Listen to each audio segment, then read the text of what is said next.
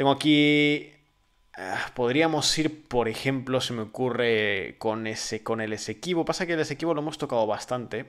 Sí, lo hemos tocado Entonces, bastante. La última noticia que tuvimos fue la aprobación con más de un 90% de las 5 preguntas del referéndum y nos planteábamos, bueno, será algo, no es consultivo, no es vinculante, ¿no? Que quedará en el aire o que servirá de base para que en el futuro Venezuela reactive pues, una retórica más dura de cara a su reclamo en lugar de resignarse a las instituciones a las que Guyana ha decidido asistir, básicamente la Corte Internacional de Justicia y que según Venezuela pues no es competente. Bueno, pues no ha sido esa lo que han hecho, no lo han utilizado como una baza de cara al futuro. Por supuesto, esto tiene un recorrido más largo, no es algo que vaya a ocurrir de un día para otro, pero inmediatamente, prácticamente en un día, en unas horas, Nicolás Maduro y más miembros del gobierno, pero es llamativo, ¿no? Que Nicolás Maduro esté adoptando esta postura tan rápido, aprobaron el nuevo mapa, que lo tenéis en pantalla en nuestra colaboración con Fairpolitik. Sabéis que traemos una serie de mapas que, por cierto, si alguien quiere curiosear en los detallitos, porque están los puntos con las prospecciones energéticas clave, los distintos puntos de frontera de Venezuela y Guyana, es gratuito en nuestra página web. Este contenido es para todos, está abierto y podéis entrar en mapas o podéis entrar en nuestra web y buscarlo. Y bueno, pues este mapa es el nuevo mapa de Venezuela oficial, entonces se crea o se está en ese procedimiento de crear una nueva región llamada Guyana Esequiba y que esto supone una anexión. Lo que pasa es que es una anexión de territorio que no se controla, con lo cual pasa a ser simplemente un reclamo de que ese territorio ya forma parte del ordenamiento territorial venezolano. No es como si se hubiera producido una entrada militar y luego la anexión como en un conflicto bélico.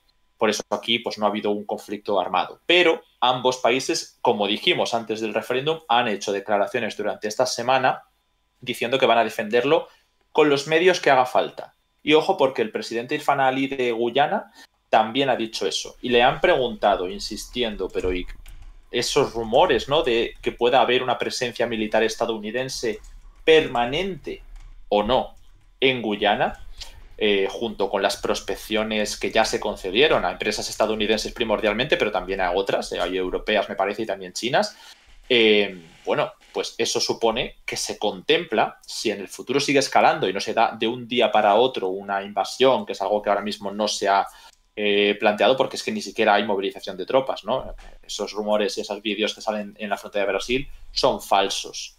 Bueno, pues si esto ocurriera en un contexto que no es de un día para otro, Guyana podría acudir militarmente a países como Estados Unidos. Parece que se contempla esto, ¿no? Pero bueno, es algo, como digo, de la escalada retórica. No sabemos si se quedará aquí y le servirá como baza nacional después de conseguir esos 10 millones de votos de participación, que es absolutamente exitoso en un contexto sí. de desgaste o en un contexto en el que la 6 millones de oposición. votos en las anteriores elecciones. Exacto, y además que cuando la oposición ha participado en elecciones se ha conseguido una participación de este calibre, pero no todos los votos iban a favor de la propuesta del gobierno, entonces supone un hito, es importante. Y esto pues lo puede utilizar de cara a las elecciones del año que viene, pero no necesariamente tiene que quedarse ahí. Puede ser algo que ocurra después de las elecciones del año que viene, que ni siquiera tenemos fecha, y eso quizás es una de las cosas más importantes, vincular la agenda del Esequibo a las elecciones presidenciales o las elecciones presidenciales a la agenda del Esequibo, que es lo que me interesaría a mí saber qué va a ocurrir primero. Y aquí Sí. ya dejamos el análisis hasta que haya novedades y las iremos publicando. Sí, porque además sería una baza importante para que el oficialismo en Venezuela pueda volver a ganarlas, pueda revalidar el control del Ejecutivo, pueda revalidar el gobierno, ¿no? Tenemos algún directo hemos hablado de la crisis política actual y del complejo calendario electoral venezolano.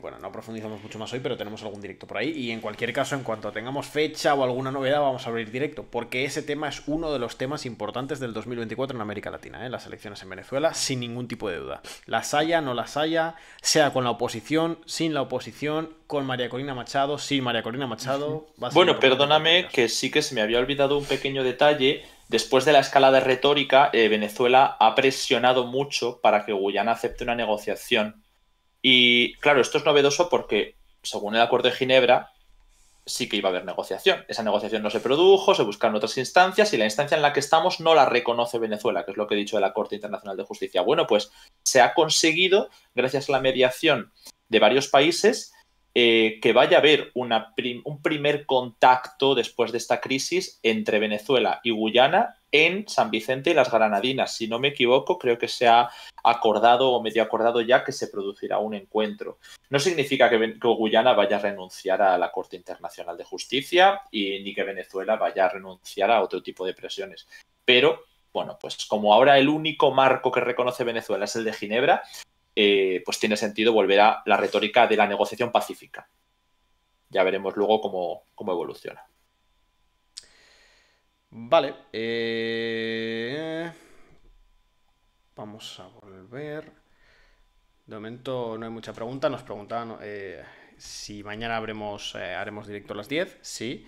Recordad ese directo charlando Mira, la de parte hecho, diplomática y política de las relaciones entre Estados Unidos y China. perdona que por completar nada. El otro país mediador ha sido Brasil, con Lula da Silva, y la reunión en San Vicente y Granadinas creo que es mañana. Entonces, bueno, vamos a ver cómo evoluciona. Vale, mira, de hecho nos preguntan, por no cerrar el tema todavía, a ver, un momento, mientras tanto voy a ir actualizando ya el próximo tema. Si pensamos que es una victoria por parte de Venezuela el hecho de que Guyana vaya a reunirse en las Granadinas cuando ellos lo que planteaban era, bueno, que todo fuese a través de la Corte Internacional.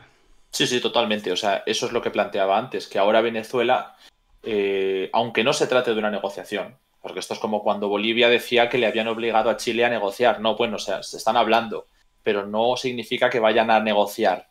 Van a aplicar mecanismos de diálogo pacíficos y que, o sea, era como llevar a juicio el que se vaya a hablar del tema. Es lo que intentaba, ¿no? Para evitar que sea solo la Corte Internacional de Justicia, que es lo que no quiere Venezuela, se intenta llevar a unas conversaciones en las que Guyana va a hablar del tema, pero no significa que Guyana vaya a negociar. Vamos a ver qué ocurre. Pero bueno, por lo menos un primer contacto puede servir. Yo sinceramente creo que, y esto es una opinión, creo que está escalando la retórica, incluso aunque haya unas negociaciones o unas conversaciones en San Vicente y las Granadinas. Yo creo que puede seguir escalando la retórica, al menos porque está muy reciente, a no ser que uno de los dos dé un paso en una u otra dirección. Regionales, bueno, la línea general de muchos actores de la región, como por ejemplo Brasil, es no posicionarse en favor de ninguno de los dos para no, entiendo yo, impulsar ninguna de las dos posiciones, pero sobre todo insistir en la lógica de que hay que evitar ante o como sea cualquier tipo de enfrentamiento militar. Sí. Desde Brasil sí que surgen como muchas voces, ¿no? Que no se va a permitir el uso de la frontera de Sí. Brasil como escenario de guerra. Eso Bueno, es que Brasil tiene frontera directa, claro. lo dicen claro. Porque es que los rumores que surgieron que si Venezuela ya había invadido, no sé qué, o una escaramuza, que los dos son falsos, era a través de Brasil. O sea, Brasil está interesadísima en desmentir cualquier permiso para la participación de un conflicto armado.